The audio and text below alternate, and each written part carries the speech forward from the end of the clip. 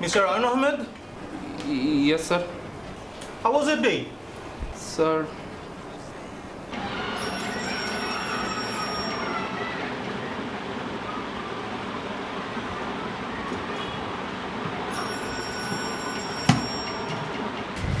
বাবা উঠবি না? আজকেও কি লেট করবি?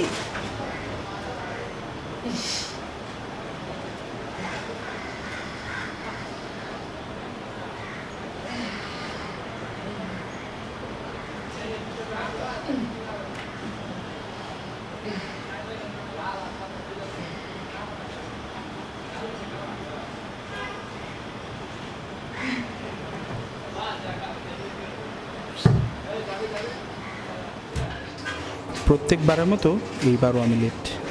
যাই হোক, 24 বছরের পড়ালেখা জীবনে পয়সা কামানোর প্রথম পরীক্ষা আজ। ভাগ্যিস ডাকটা পেয়েছি। ওই চাচা,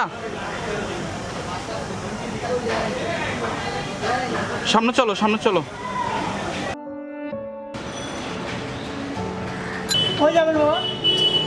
বলে আমরা সামনে যাবো, কথা বাড়াও কেন? টানো না। So, Mr. Arun, could you please tell us why we should recruit you for this post? Sir মানে টাটা ম্যাচটা টাটা। নাই তো বাবা। কি রিক্সা লইছো? একটা ম্যাচও রাখো না? দূর রাখো রাখো।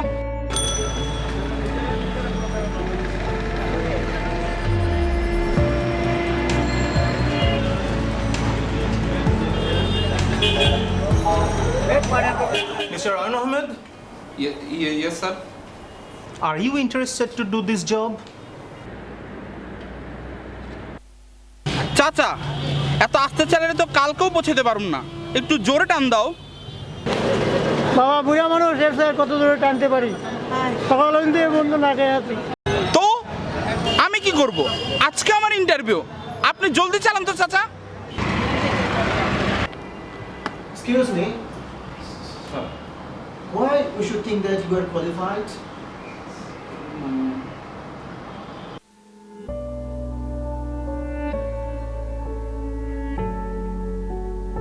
আবার কি হলো? চেনটা একটু পড়ে গেছে বাবা। দূর, তোমার এটা চেন না অন্য কিছু? এত পরে কেন? আচ্ছা আমি সামনে আছি, তুমি ঠিক করো।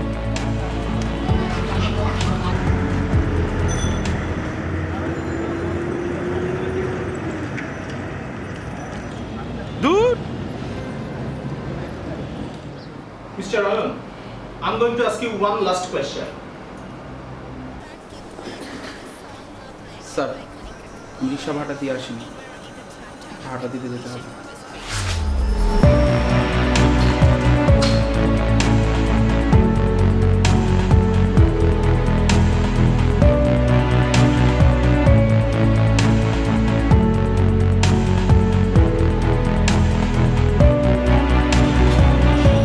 চাচা তুমি এখনো আছো?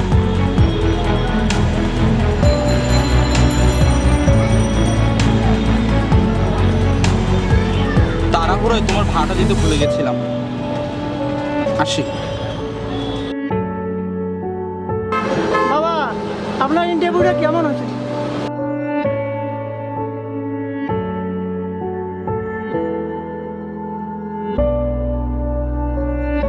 চাচা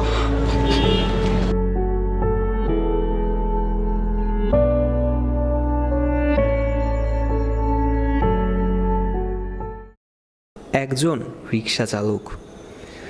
প্রতিদিন অসংখ্য মানুষের যাত্রার সহযাত্রী হয় সে, শুধুমাত্রই ভাড়ার খাতিরে। এতগুলো মানুষ, এতগুলো সম্পর্ক, তাও আবার কিছু সম্পর্ক শুধুমাত্র ভাড়ার খাতিরেই গড়ে ওঠে না। কিছু সম্পর্ক গড়ে ওঠে আমাদের মনুষ্যত্বের খাতিরে, গড়ে ওঠে আমাদের বিবেকের খাতিরে, যা কখনো শুরু হয়েও শেষ হয় না। কিছু সম্পর্ক গড়ে ওঠে নিরন্তর জীবন বাস্তবতার আলোকে, যে সম্পর্কে নেই কোনো শ্রেণী বৈষম্য, নেই কোনো জড়তা। আর এভাবেই সহসা সকালের নতুন সূর্যের আলোক ছটায় গড়ে ওঠা আমাদের জড়তাহীন সম্পর্কগুলো আমাদের আঙ্গুল তুলে দেখিয়ে দেয় যে মাঝে মাঝে আধ ঘন্টার সম্পর্ক অনেক গভীর সম্পর্কে পরিণত হতে পারে।